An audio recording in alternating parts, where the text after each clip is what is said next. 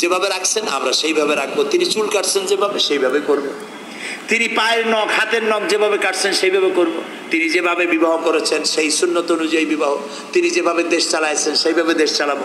রসুলের অনুসরণের অর্থ শুধু এই নয় যে তিনি যেভাবে সুরমা লাগাইছেন আমি ওইরকম সুরমা দেবো, তিনি যেভাবে কদু খাইছে আমিও কদু খাবো, এইটা নয়।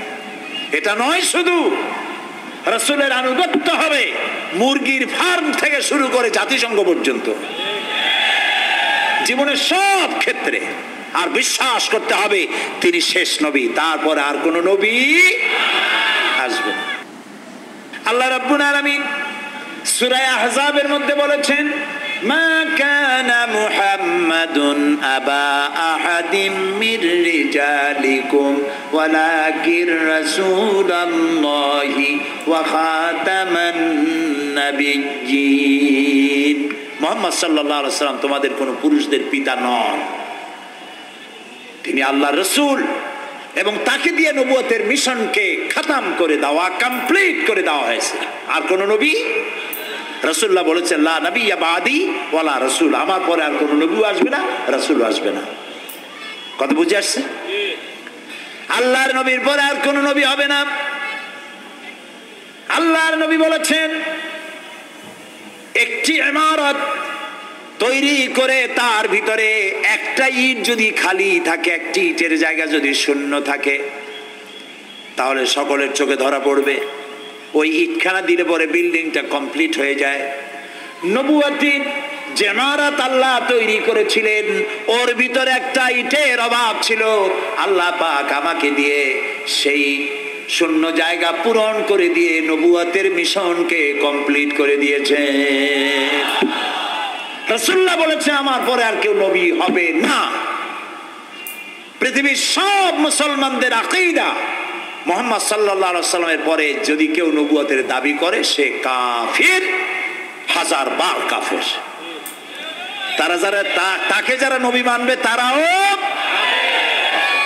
রাসূলুল্লাহ বলেছেন আমার পরে 30 জন মিথ্যেবাদী নবুয়তের দাবি করবে।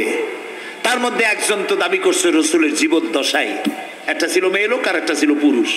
পুরুষটার নাম ছিল মুসাইলামা কাযযাব, নামই ছিল কাযযাব। কাযযাব মানে মিথ্যাবাদী।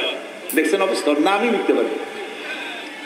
উম্মতেরা কইল যে আপনি তো একজন নবী, আমরা সৌভাগ্য আর দুর্ভাগ্য হোক আপনারা নবী বলে মানলাম। মুহাম্মদ সাল্লাল্লাহু আলাইহি ওয়াসাল্লামের কাছে প্রায় জিবরাইল আসে আর ওহী আনে, আর আপনি আমাদের কোনো ওহী দিতে পারলেন না। কয় যে কেবল না নবী হইলাম, অপেক্ষা করো, ওহী আসবেন।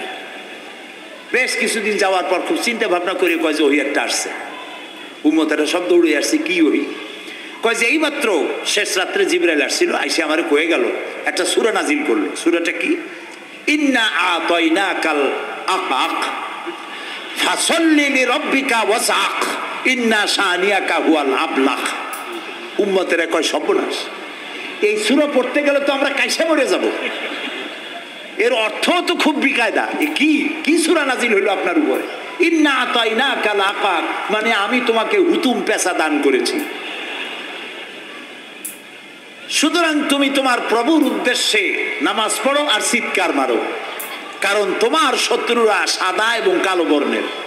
আমরা তো আগামাথা কিছু বুঝলাম না, কি ওই? আচ্ছা ঠিক আছে, পয়গম্বর মুহাম্মদ সাল্লাল্লাহু আলাইহি ওয়াসাল্লামকে তার উম্মতেরা নিয়ে যায় তাদের বাগানে, মাঝে মধ্যে নিয়ে যায়। নিলে পরে যে কুয়ায় পানি থাকে না, শূন্য কুয়া পানিতে ভরে যায়।